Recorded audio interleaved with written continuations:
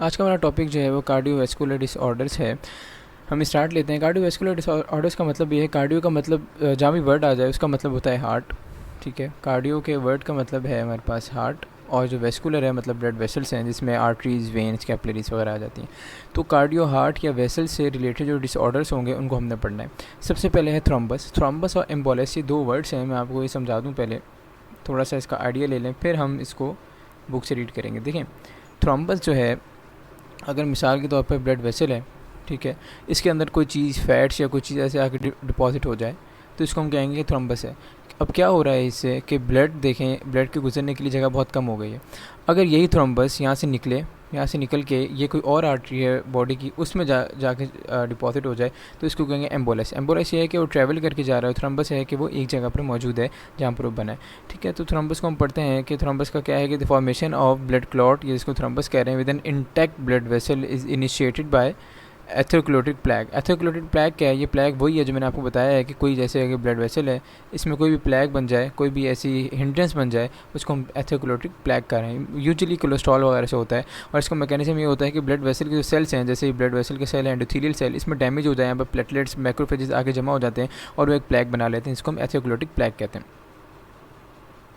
ठीक है, और ये प्लैग क्या करते हैं? व्हेन डिस्ट्रॉय द एंडोथेलियम, वही बात है जो मैंने आपको बताई, एंडोथेलियम जो ब्लड वेसल के सेल हैं इसको डिस्ट्रॉय करते हैं, तो प्लेटलेट आके वहाँ गैदर हो जाते हैं डैमेज साइड पे, और वो थ्रोम्बस या एक क्लॉट बना लेते हैं, थ्रोम्बस का नाम देते हैं। अच्छा, अब थ्रोम्बस और एम्बुलेंस जो है potentially life threatening blood vessel problems है। मतलब ये कि अगर मिसाल के तौर पर अगर ये कोरोनरी आर्टरी है, मैं यहाँ ड्रॉ करूँ, ये कोरोनरी आर्टरी है, ये ऐसी आर्टरी इसने हार्ट को सप्लाई करना है, उसमें थ्रोम्बस बन गया, अब हार्ट को ब्लड सप्लाई नहीं हो पा रहा और बंदे को हार्ट अटैक हुआ और उसकी डेथ भी हो सकती है, तो इसलिए इसको कह रहे हैं कि लाइफ थ्रेटनिंग प्रॉब्लम है, जिसकी वजह से हार्ट अटैक और स्ट्रोक हो सकता है। स्ट्रोक का ये कि ब्रेन को ब्लड सप्लाई नहीं हो रही तो स्ट्रोक हो सकता है।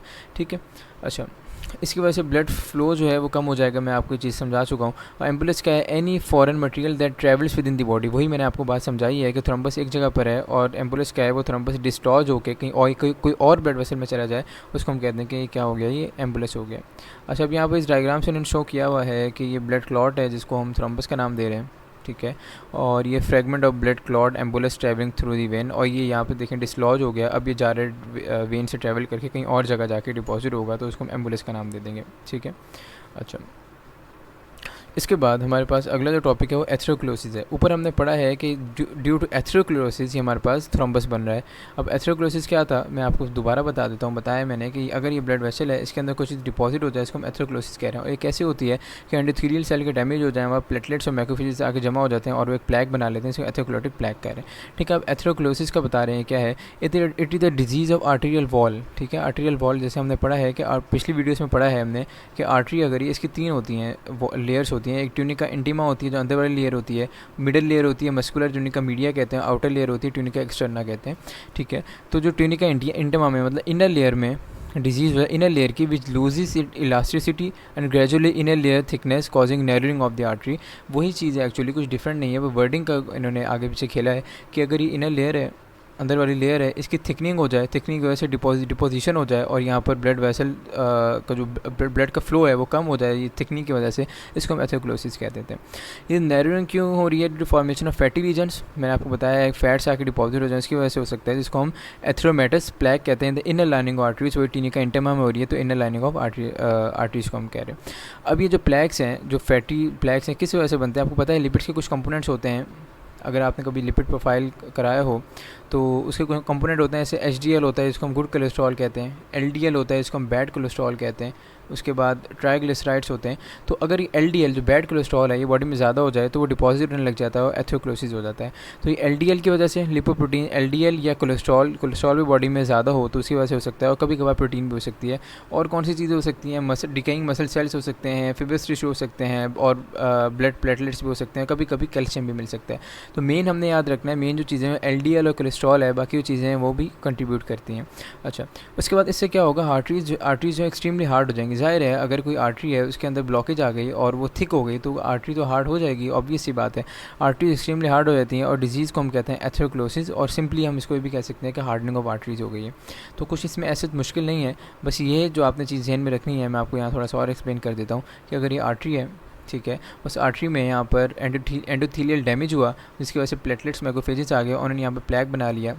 उस प्लैग को हम देते हैं एथेरोस्क्लेरोटिक प्लेग। और इसके अंदर कौन कौन सी चीज़ें हो सकती हैं, मेनली एलडीएल और कोलेस्ट्रॉल होता है, और इसके साथ बाकी कैल्शियम और हमारे पास protein, fibrous tissue, muscle cell, ये सारी चीज़ें भी मौजूद हो सकती हैं प्लेग के अंदर, ठीक है। अच्छा, अब फैक्टर्स कॉजिंग एथेरोस्क्लेरोसिस क्या है, ऐसे कौन से फैक्टर्स हैं जिससे एथेरोस्क्लेरोसिस या प्लेग बन रहा है।